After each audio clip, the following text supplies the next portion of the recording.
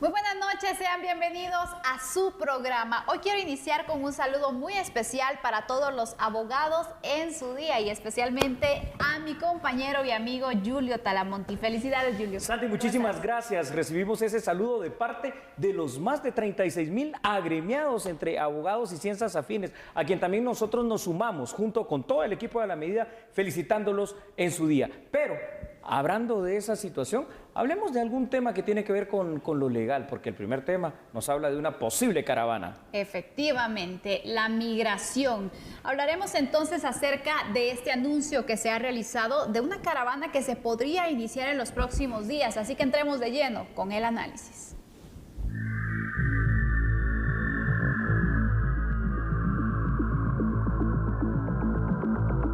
Aparentemente en Honduras se está planificando una caravana migrante que busca llegar a Estados Unidos pasando por Guatemala. Autoridades de Honduras, del Instituto Guatemalteco de Migración, del Departamento de Chiquimula e Izabal se han reunido para establecer coordinaciones preventivas e implementar un sistema de alerta temprana ante el posible ingreso masivo de hondureños a Guatemala. Tenemos prácticamente 3 fronteras en el departamento.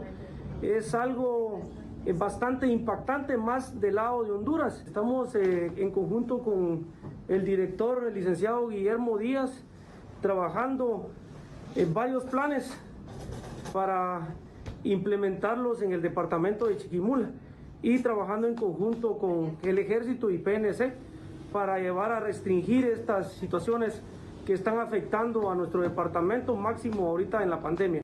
Seguimos con los protocolos de seguridad establecidos para poder repeler este ingreso y efectivamente, si es necesario, pues retornarlo. He estado dándole seguimiento a todo este ingreso irregular y efectivamente con las fuerzas de seguridad estamos reforzando cada uno de los puntos ciegos. La última caravana migrante fue en enero del 2020. Según la Dirección General de Migración, del 15 al 17 de enero ingresaron 4.108 personas. Del 18 al 19 de enero salieron 1.668 y 327 personas retornaron a su país de origen de forma voluntaria.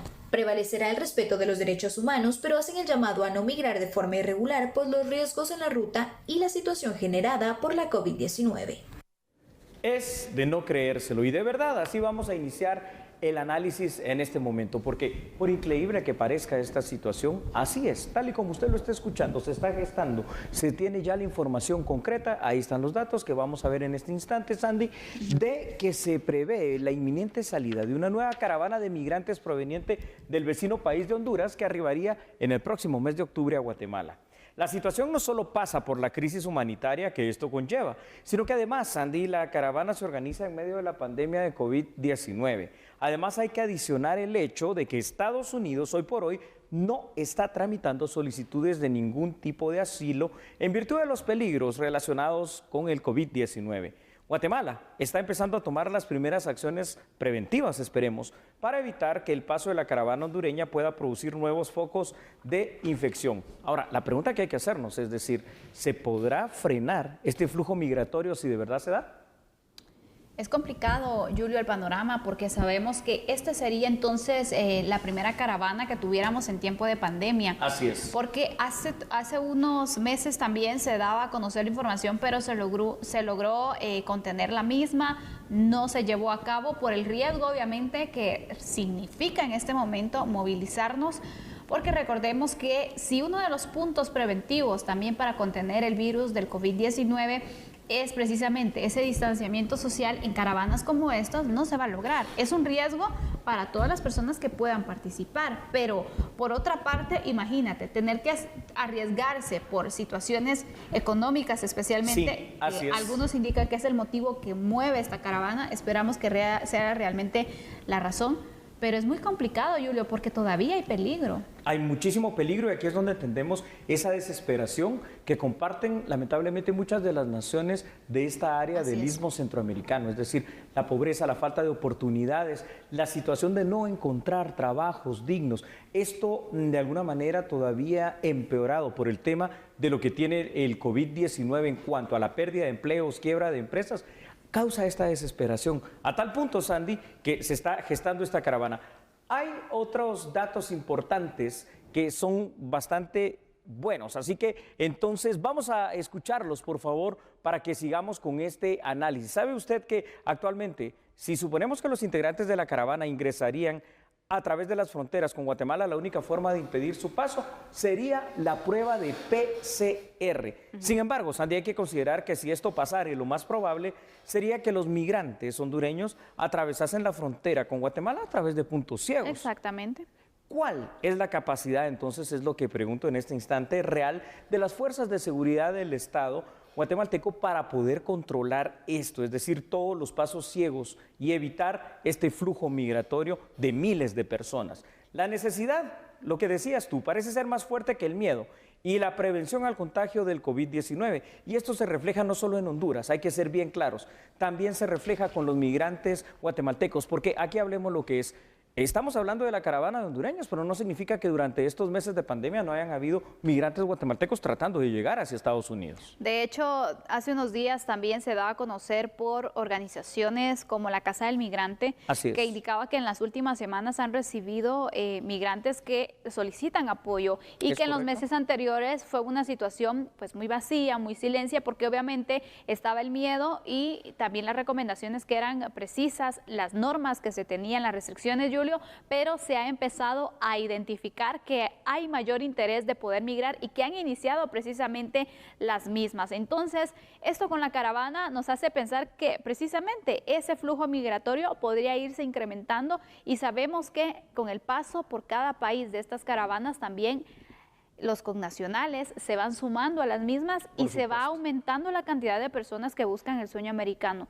Un riesgo, sí, pero ¿qué podemos hacer si tampoco se puede impedir la migración porque es un derecho universal? Totalmente cierto, Sandy. Lo único que esto viene a desnudar una situación también bien clara de nuestros países. Es tan grande la necesidad que a pesar de los riesgos que implica la travesía, que implica la caravana, que implica el viaje y que implica también el COVID-19, las personas han perdido, digamos, ese miedo y están organizándose ya para tratar de llegar hacia territorio estadounidense, donde por cierto no les va a esperar nada bueno ni con los brazos abiertos, van a estar listos para recibirlos. Pero usted saque las mejores deducciones y conclusiones porque vamos a nuestra primera pausa comercial, Sandra. Así es, haremos una pausa en este momento. Al regresar estaremos tratando en el análisis la identificación de un cuerpo. Precisamente ayer dábamos a conocer un accidente aéreo y nada más y nada menos se trataba de una persona que se fugó de una cárcel guatemalteca. Totalmente cierto. ¿A usted le gustan las películas de acción? ¿Le gustan las series?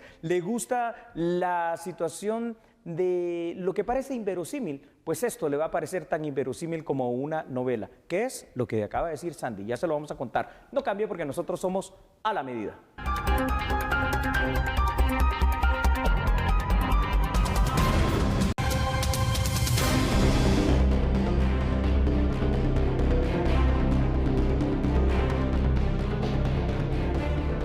El INASIF confirmó la identidad de uno de los cadáveres que se encontraba cerca de la aeronave que se accidentó el pasado jueves en Alta Verapaz. Se trata del narcotraficante Giancarlo Alexander Sánchez Meneses, de 26 años, quien de acuerdo con las investigaciones de la Administración para el Control de Drogas, DEA, era parte de una organización que trasegaba droga desde Sudamérica para llevarla a Estados Unidos. La causa de su muerte fue por laceración hepática y trauma cerrado de abdomen. Expertos del INASIF lograron la identificación a través del cotejo de impresiones dactilares. Asimismo, informaron que aún se están realizando las necropsias de los otros cuerpos en la sede del INASIF de Cobán.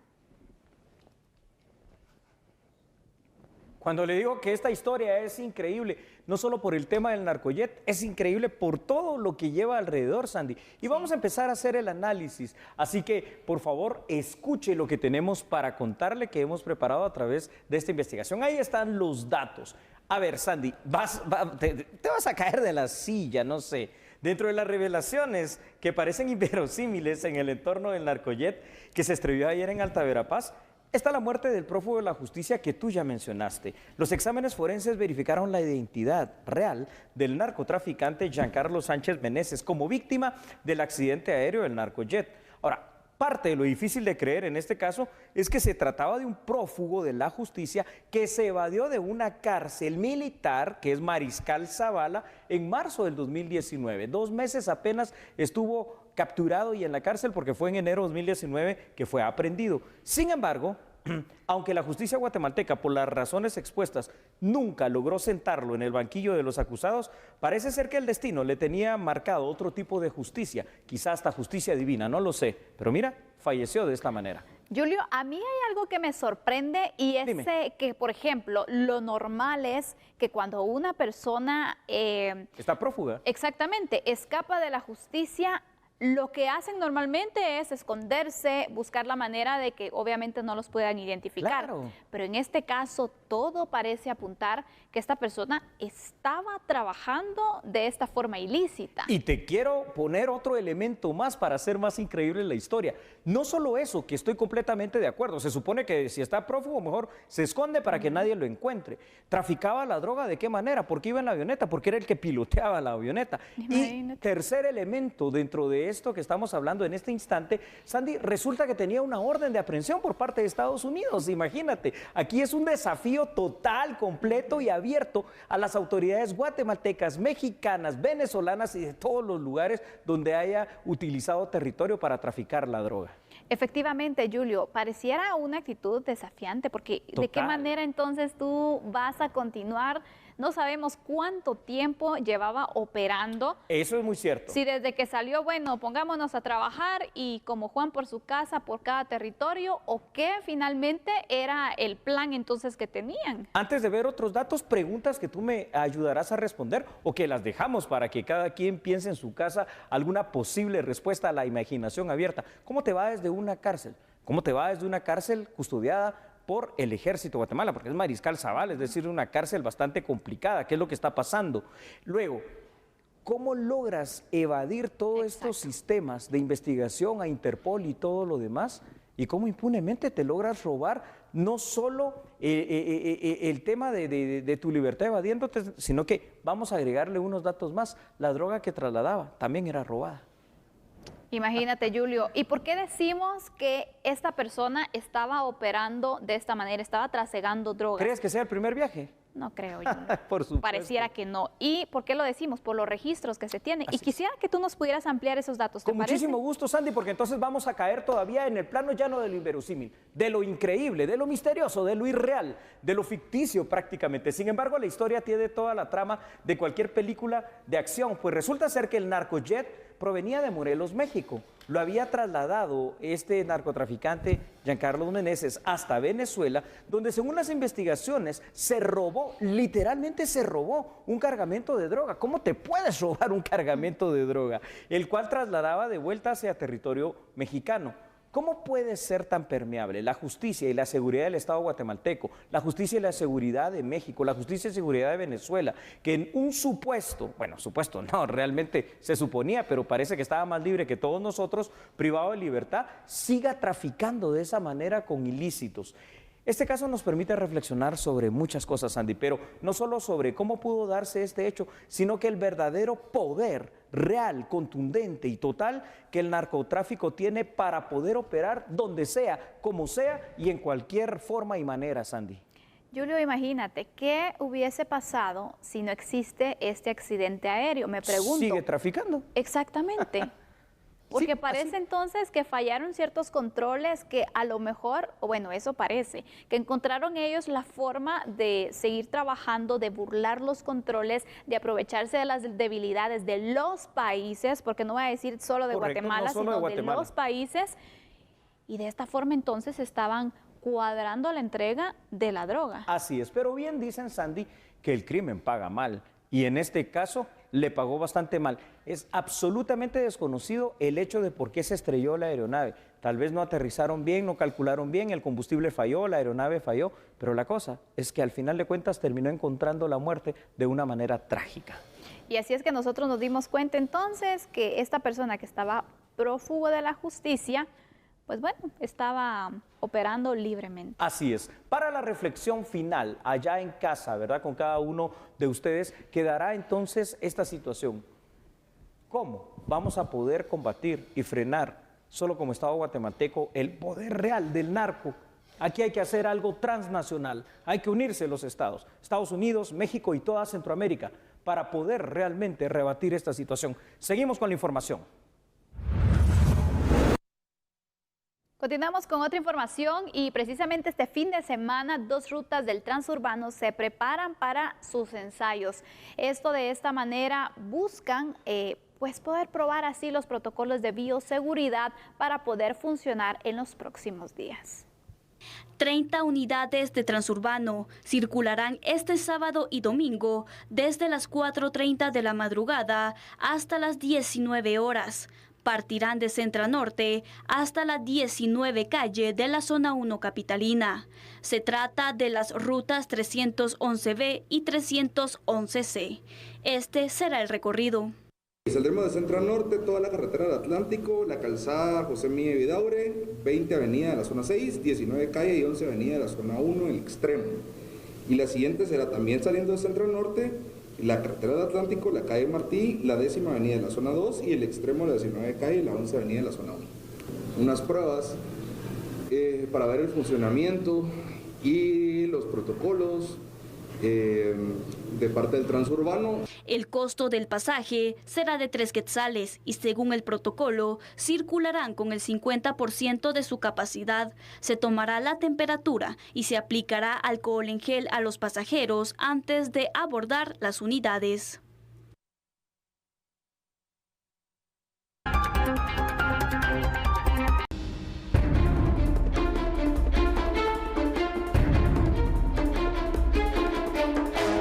Ahí lo tiene usted, ¿no? Porque el sistema de justicia guatemalteco sigue dándonos de qué hablar. Hoy entonces se ha rechazado in limine y lo vamos a explicar qué es lo que eso significa, esta solicitud de antejuicios. Por favor, siga estos datos que son muy importantes. Sandy, para entender, mejor dicho, el contexto con el cual surge esta serie de antejuicios planteados a diestra y siniestra, porque aquí es antejuicios de todos contra todos, hay que saber que el problema se deriva por el proceso de elección de magistrados. Ahí es donde encontramos la génesis de este problema. Elección, por cierto, he de decirlo, ¿verdad, Sandy? Que sigue tan entrampada como la resolución de los entuertos jurídicos, que significa la resolución de una serie de interminables antejuicios. Lo verdaderamente esencial en este tema es recalcar que estamos a menos de un mes de cumplir un año sin la renovación de la Corte Suprema de Justicia y sin que se elijan tampoco a los magistrados de sala. Al final de cuentas, todos estos problemas aparentes del sistema de justicia constituyen problemas de fondo para el Estado de Derecho y para el Estado de legalidad en Guatemala. ¿Sabes qué es lo que pasa aquí, Sandy? Y esto es muy importante. ¿Te recuerdas aquel famoso antejuicio planteado en contra de 4 magistrados titulares de la Corte de Constitucionalidad? Se autoampararon y le dijeron a la Comisión Permanente del Congreso de la República: me manda inmediatamente el expediente donde me están acusando a mí, y el Congreso nunca lo hizo, y en original. Y ahí tenemos, estos son los resultados, cuando lo político se mezcla con lo jurídico. Cuando se planteó, Julio, esta solicitud por parte del Ministerio Público, hacíamos el análisis y precisamente no es por pues decir nada, sino que simplemente indicabas tú, Julio, que sí, este era un recurso que no iba a prosperar, porque obviamente no existía entonces como tanta documentación o al final algún tipo de guía para que fuera este camino. Y hoy vemos entonces que efectivamente fue así. La pregunta es aquí. A ver, Sandy, dime. ¿En qué nos deja entonces esta resolución y qué pasa? Porque mientras se resuelven amparos y recursos, se interponen, se resuelven, no vemos que las cortes sean electas. Esto pareciera ser como un camino y una situación del cuento de nunca acabar, porque lo que debe resolverse es nombrar magistrados de Corte Suprema de Justicia y de Sala. Pero al contrario, se interponen más recursos y más recursos. Más recursos, y que yo no dejo que se resuelva contra mí un antejuicio. Ya lo hemos dicho una y mil veces. ¿Cuál es el miedo de los magistrados de la Corte de Constitucionalidad? Este es el puro Estado de Derecho. Si está establecido en la Constitución, que siga, es que ni siquiera se les iba a investigar. Lo que iba a pasar era que había una comisión que en el Congreso de la República iba a plantear un informe al Pleno después de una investigación para determinar y someter a votación si se les quitaba o no el antejuicio. Exacto. Pero ya ni esto dejaron los magistrados de la Corte de Constitucionalidad. Por el contrario, entonces vinieron y argumentaron otras situaciones y se viene esta serie de recursos en contra de los miembros de la Comisión Permanente. Aquí parece una cuestión como que no me toques porque si no yo te voy a hacer algo y te voy a antejuiciar a ti. Ah, no, yo voy a poner el antejuicio en contra tuyo. Y esto, por risible que parezca, esto es circo del sistema de justicia para la elección de jueces y magistrados, bueno, de magistrados quiero decir. Eso parece una guerra de poderes, Julio, y en medio estamos los guatemaltecos, está la justicia nacional, entonces sí. Parece que no hay un deseo de poder aclarar esta situación, de finalmente cerrar esta situación y que se puedan elegir cortes. Eso pareciera. Así es. No sé si será el objetivo, pero con lo que vemos en ese entrampamiento, eso es lo que nos deja ver. Y mira, eso es tan espurio que yo quiero explicar ahorita qué significa que la Corte Suprema de Justicia haya rechazado in limine. Significa que no había materia, pero aún no habiendo materia ni habiendo un sustento, bueno, planteemos el antejuicio, a ver si tenemos suerte en contra de los miembros de la Comisión Permanente del Congreso. Y entonces aquí lo único que parece es que se está ganando tiempo o que se está perdiendo el tiempo en este tipo de situaciones. Por eso te digo, esto ya no parece tanto jurídico, esto ya parece más político. ¿Qué intereses hay oscuros en cuanto a que se conozca ya de una vez por todas en el proceso que habrá que discutirlo, que habrá que reformarlo, que habrá que cambiarlo, renovarlo si quieres, de las comisiones de postulación a los magistrados? Porque nos guste o no nos guste, ya está establecido en ley. Sandy, ¿te puedo pedir por favor que compartas con nuestros televidentes los otros datos que tenemos para ampliar este tema? Por supuesto, y colocamos en pantalla entonces estos datos, porque para entender el contexto con el cual surge esta serie de antejuicios planteados a diestra y siniestra, hay que saber que el problema se deriva por el proceso de elección de los magistrados, elección que sigue tan entrampada como la resolución de los entuertos jurídicos que significa la resolución de una serie interminable de antejuicios. La verdadera o la verdaderamente esencia de este tema es recalcar que estamos a menos de un mes de cumplir un año sin la renovación de la Corte Suprema de Justicia y también de los magistrados de sala. Al fin de cuentas, todos estos problemas aparentes del sistema de justicia constituyen problemas de fondo para el Estado de Derecho y para el Estado de legalidad de Guatemala, y especialmente en este último punto, Estado de legalidad. Así es. ¿Hay o no en este momento una legalidad en la toma de decisiones de la Corte? No la hay, te explico por qué. No la hay desde el momento en que la misma Corte de Constitucionalidad violenta, porque, señoras y señores, hablemos lo que es, ha violentado la Constitución cuando no permitió la elección de magistrados de sala y de corte. Te repito, no es el mejor sistema, hay que cambiarlo, pero entonces hay que buscar cuál es la forma de cambiar esa ley y esa forma de selección. ¿Por qué? Porque lo que está pasando ya en casi este año son decisiones absolutamente espurias e ilegales que no están basadas en ley, que contradicen lo que dice nuestra máxima norma, que es la Constitución. Y es aquí precisamente que yo quiero hacer una pregunta. Hoy, como tú lo dijiste al abrir este programa, y agradecemos, es el Día del Abogado aquí en Guatemala, 24 de septiembre. ¿Dónde está el pronunciamiento del Colegio de Abogados? ¿Dónde está el pronunciamiento de todo el sector jurídico, de todo el gremio de juristas? ¿Por qué permitimos que esto esté pasando así, tan impunemente a la vista de todos? Nosotros aquí en A la Medida hacemos la parte que nos corresponde, que es darle a conocer a usted esta situación que ya no sé si parece para enojarse, para reírse, para no creerlo o para esperar que pase cualquier otra cosa. Lo cierto es, Andy, que los magistrados parece ser que nunca van a ser electos, al menos no con esta Corte de Constitucionalidad que sigue en el poder hasta mayo del próximo año. Para concluir este tema, Julio, y antes de irnos a la pausa, te pregunto, ¿quién tiene que ceder para que este asunto finalmente se logre resolver? Todos, Corte de Constitucionalidad, Corte Suprema de Justicia, Congreso de la República, y lo que tienen que hacer es sentarse y analizar lo siguiente. La Constitución nos dice cuál es la forma de nombrar a los magistrados de Suprema, a los magistrados de la Sala de Apelaciones, y lo único que queda por hacer es cumplir con lo que está en el mandato constitucional, simple y sencillamente. Con esa conclusión hacemos una pausa y regresamos con otras noticias. Por favor, usted no cambie. Recuerde una cosa, en TN23 a esta hora nosotros somos A la Medida.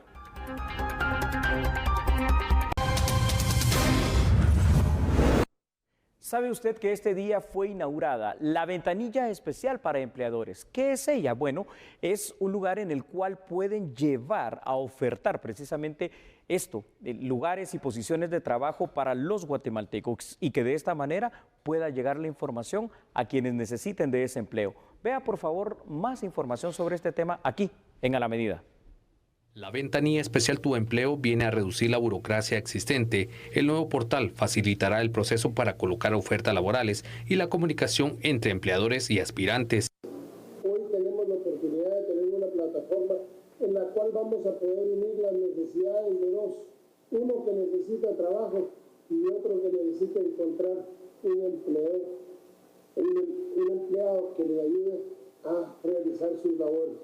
La ventanilla especial para empleadores es un ejemplo de cómo se pueden realizar alianzas efectivas entre los sectores públicos y privados.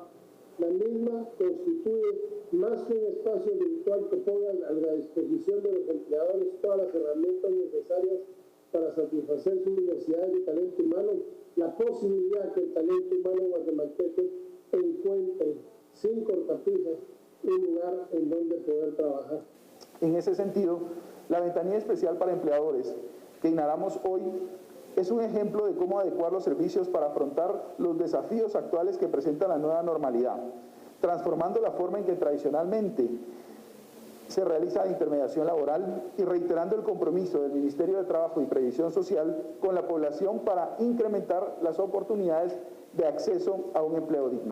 Si desea colocar su hoja de vida, puede ingresar al sitio tuempleo.mintrabajo.gov.gt. Durante el tercer foro de transporte de energía eléctrica se resaltó el papel fundamental que juega precisamente esta área en el desarrollo del país. A la fecha, casi 2 millones de personas no poseen energía eléctrica y según el último censo de población 2018, el índice de cobertura eléctrica se situó en 88.1%. Por ello, se resalta la importancia de promover dicho sector por los beneficios que brinda a la población. Invertir en energía, ¿qué representa? En Guatemala todavía un 50% de la energía consumida sigue siendo a partir de leña. Las mujeres siguen teniendo que dedicar buena parte de su día en conseguir leña, que es una fuente energética muy pobre para poder preparar lo que nosotros llamamos frijoles. Aquí ya no tengo, no sé ustedes cómo los llaman, se llaman porotos. En Venezuela mi abuelita los llamaba caraotas, el frijol negro. El consumo de energía es enorme, lo que hace muy difícil el poder alimentar a las familias y las tasas de desnutrición pues son muy altas. Estas cosas se transforman cuando las mujeres tienen acceso a energía eléctrica y poder lograr estas transformaciones generan riqueza. Y nosotros podemos mostrar en los estudios que hemos hecho que esto genera empleos directos, ¿no? Hemos generado 102.000 empleos a través del acceso a energía y a través de las inversiones que se han hecho y de la gente que se emplea y que se seguirá empleando. Eso permite reducir emisiones. Nosotros somos unos convencidos que la transformación del mundo en los próximos 10 años va a ser revolucionaria. El evento se desarrollará hasta este 25 de septiembre, en donde se reunirá en una serie de webinars a los actores del subsector eléctrico guatemalteco, academia y tomadores de decisiones para informar sobre la importancia del sistema de transporte de energía y su aporte para el desarrollo del país y resaltar la importancia del sector y su papel para la reactivación económica. Les esperamos mañana a las 21 horas. Que descanse. Feliz noche. Chao.